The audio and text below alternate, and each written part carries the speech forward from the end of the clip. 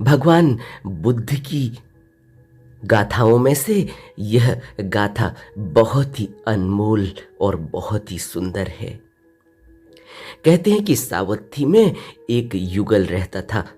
उसके 7 लड़के और 7 लड़कियां थी। लड़के और लड़कियों की मां को लोग बहुपुत्तिका कहकर पुकारते थे। बहुत से पुत्र और पुत्रियां होने के कारण उसको बहुपुत्तिका कहते थे। यही उसका नाम पड़ गया था। जैसे बच्चे बड़े हुए, सबका विवाह हुआ, लड़कियां अपने अपने ससुराल चली गई और लड़के भी अपने अपने काम धंधे में व्यस्त हो गए। बाल बच्चों के साथ अपने अपने परिवार में रहने लगे। आपस में बात तकरार भी होने लगी। बहुओं में, बच्चों में आपस में तकरार होने लगी। बहुपुत्तिका ने सोचा कि सबकी संपत्ति का बंटवारा कर दिया जाए ताकि इस तरह की बात विवाद, बात तकरार न हो। तो बहुपुत्तिका ने अपनी संपत्ति का बंटवारा कर दिया और सभी को बराबर बराबर का हिस्सा दे दिया। परंतु अपने पास कुछ भी नहीं रखा। अपनी संपत्ति को बांटने के बाद उसके पास कुछ भी नहीं था। अतः वह अपने बड़े बच्चे के घर में रहने लगी। उसके नाती पोते और उसकी बहू कहने लगी, हमें कौन सा अधिक हिस्सा दिया है जो यहां रहने आ गई हो? कौन से हमें 2-2 हिस्से दिए हैं? वह दूसरे के पास चली गई। दूसरे के पास भी उसके बच्चों ने, उसकी बहू ने इसी तरह की बात की। फिर वह तीसरे के पास चली गई। इसी तरह वह अपने 7 बेटों के पास चली गई और सबके वहां उसे यही बात, इसी तरह की कड़वी बातें सुनने को मिली। सब जगह इसी तरह से बेइज्जती हो गई। वह बूढ़ी औरत बहुत आहत हो गई, बहुत दुखी हो गई और उसने सोचा कि वो अब घर बार छोड़कर भिक्षुणी बन जाना अच्छा है। और वह घर बार छोड़कर भिक्षुणी बन गई। वह अपने बुढ़ापे में भिक्षुणी बनी थी। जीवन की अवधि बहुत कम थी। बहुत कम समय अब उसके जीवन का बचा था। बहुत बूढ़ी, पूरे शरीर में झुर्रियां पड़ी हुई और शरीर में कोई इतनी ताकत भी नहीं, कमजोर। लेकिन फिर भी उसने अपने पूरे मनोयोग से बुद्ध, धम्म और संघ पर श्रद्धा रखी थी, समर्पण किया था, शरण ली थी। अब वह ध्यान साधना में कोई भी किसी भी तरह की कोताही, किसी भी तरह का कोई आलस नहीं करना चाहती और न ही इस तरह की कोताही बरतना चाहती थी। अपने समय का पूरा उपयोग करना चाहती थी और भगवान के द्वारा उपदिष्ट धम्म पर रात रात भर ध्यानस्थ होकर मनन करती, ध्यान साधना करती। भगवान जेतवन में विहार कर रहे थे। उसकी ध्यान साधना को देखते। जब भी भगवान विहार करते तब भी देखते कि वह ध्यान साधना में रत है। एक दिन भगवान उसके सामने उपस्थित हुए और बोले कि जो उपदिष्ट धम्म का मनन नहीं करता, चाहे वह 100 वर्ष ही क्यों न जी ले, उसका जीवन व्यर्थ है। इससे तो एक क्षण का जीवन जीना, एक दिन का जीवन जीना बेहतर है। जो धर्म को समझता है, उत्तम धर्म को न देखते हुए 100 वर्ष तक जीवित रहने की कल्पना करता है, वह निरर्थक है। जो धर्म को समझता है और धर्म के एक एक पल को, एक एक क्षण की कीमत को समझता है, वह फिर अपना जीवन व्यर्थ में बर्बाद नहीं करता। वह फिर अपने समय, इस अमूल्य समय को बर्बाद नहीं करता।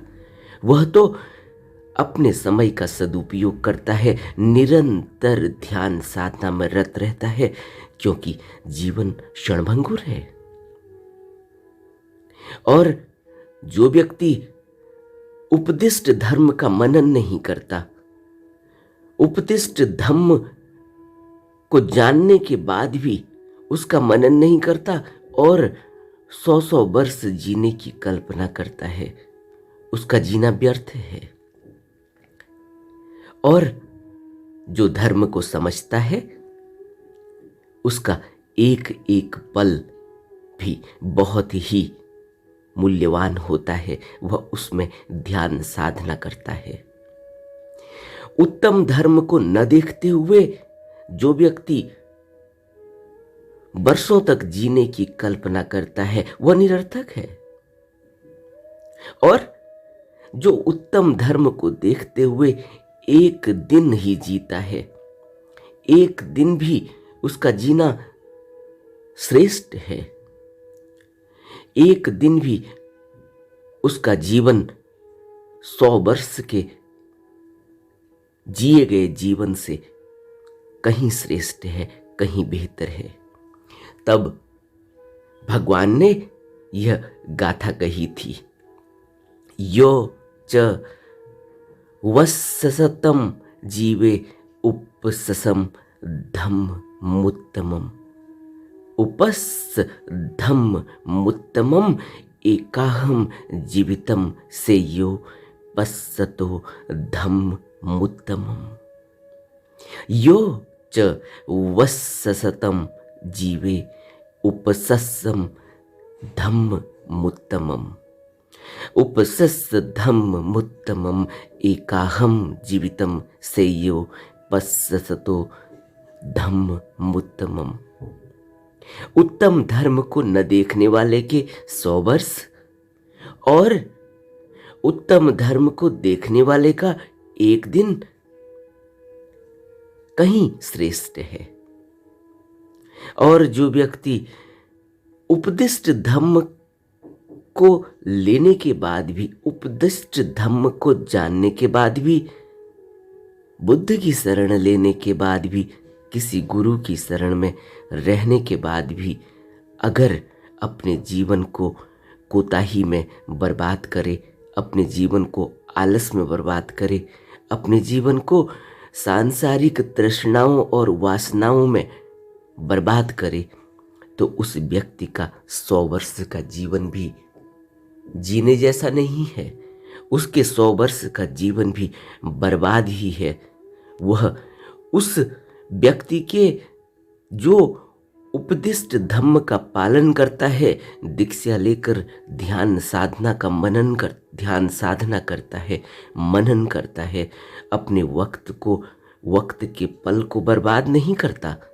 वह व्यक्ति, उसका एक दिन भी उस व्यक्ति के 100 वर्षों से कहीं ज्यादा बेहतर है। तब बुद्ध ने यह गाथा कही थी और इस गाथा से हमें बुद्ध के बताए गए मार्ग में अपने जीवन का एक एक पल लगाना चाहिए, क्योंकि जीवन बहुत मूल्यवान है और जीवन क्षणभंगुर भी है। इसलिए अपने अमूल्य वक्त को बर्बाद करने के बजाय तृष्णा, वासना, कामना और संसार के बनाने में दौड़ लगाने के बजाय अपने हर पल को ध्यान साधना में और बुद्ध के बताए हुए मार्ग में मनन करना चाहिए, लगाना चाहिए। तभी हमें इस अमूल्य जीवन की वह निधि मिल सकती है, वह खजाना मिल सकता है जो बुद्ध सबको देना चाहते हैं, जो बुद्ध सबको बांटने के लिए ही आए हैं। लेकिन हमें इस बात पर गहरा विचार करना होगा। अपने जीवन को बुद्ध की बताई हुई देशना में पूरी तरह से डुबा देना होगा, पूरी तरह से लगा देना होगा। तभी हमें यह निधि, यह खजाना मिल सकता है और हम परम लोक की यात्रा कर सकते हैं। हम इस आवागमन से, इस भावलोक के दुखों से मुक्त हो सकते हैं।